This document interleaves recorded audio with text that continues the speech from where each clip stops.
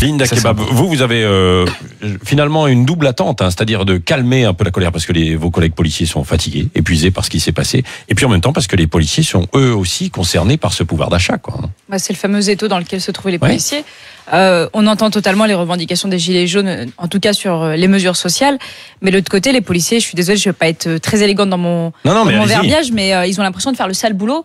Des politiques qui sont complètement déconnectés des nécessités de la population. Et puis, on envoie les policiers en leur demandant d'aller risquer leur vie et puis d'affronter des personnes très en colère, parfois un peu trop, et ça c'est encore une autre question en matière d'infraction pénale.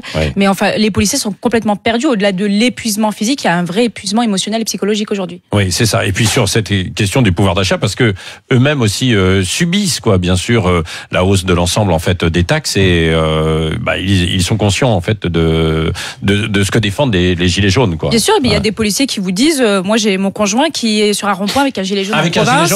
On entend totalement les doléances, et nous depuis le début on le dit. Le 17 novembre on avait appelé à une journée 0 PV, notre organisation syndicale. Les policiers nous disent, on entend totalement les doléances. Ce qu'on ne comprend pas, c'est la colère qui se retourne contre nous, agents de la paix, alors qu'on a juste comme mission de faire en sorte que le 1er décembre ne se renouvelle pas comme on l'a vu à Paris. Alors pourquoi est-ce qu'on se retrouve aujourd'hui avec une haine, une colère, on va dire, justifiée de la population vis-à-vis des élites, mais qui se retourne aujourd'hui contre les seuls agents du terrain, les policiers et les gendarmes.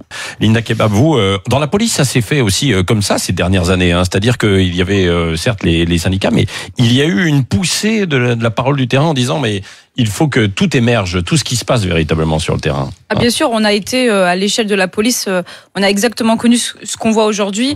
À savoir la colère. Plus que gilet jaune quand même. Les gilets bleus ne devraient pas trop tarder sur la voie publique. Je rappelle qu'Yves Lefebvre, notre secrétaire général, l'a bien dit, après les gilets jaunes, il y aura les gilets bleus. Ce n'est qu'une question de temps, je vous le dis. Ceci dit, il y a eu une colère émergente du terrain. Il y a eu un souci, c'est que pendant de nombreuses années, on a, faut dire les choses, casser le dialogue social, c'est-à-dire entre les hautes hiérarchies policières, autant le dire, même entre notre ministère et les organisations syndicales, il y a eu une vraie rupture du dialogue social. On était face à un mur, on n'aboutissait à rien, et puis finalement ça a nourri une colère du terrain très légitime et justifiée, et puis qui a émergé il y a 2 ans après les événements de Viry-Châtillon. Et en fait aujourd'hui on est exactement dans la même situation. Nous policiers syndicalistes, on regarde la situation en se disant on connaît, on sait aussi comment trouver une solution sociale à ce genre de problématique. Il suffit juste d'être entendu déjà pour commencer. Et puis comme vous parliez tout à l'heure des élites qui sont complètement déconnectées, déconnexion c'est un peu le mot qui revient souvent dans nos bouches, parce que nous syndicalistes policiers, on le sait, on a affaire à des personnes qui sont complètement déconnectées, et plus on aura cette déconnexion et plus la colère va aller grandissante. Linda Kebab, il y a un auditeur qui vous interpelle en disant attention, les grands perdants vont être les policiers, le mouvement mute, les violences policières sont inéluctables et les violences policières vous rendent impopulaire auprès des dernières personnes qui vous respectaient. Alors qu'est-ce que vous répondez à cet auditeur ? Déjà, je suis interpellée par l'expression violence policière. Je tiens juste à rappeler que ce week-end, on a des collègues qui ont des bras cassés, qui ont été blessés. On a un autre qui a perdu son œil il y a moins de 2 semaines.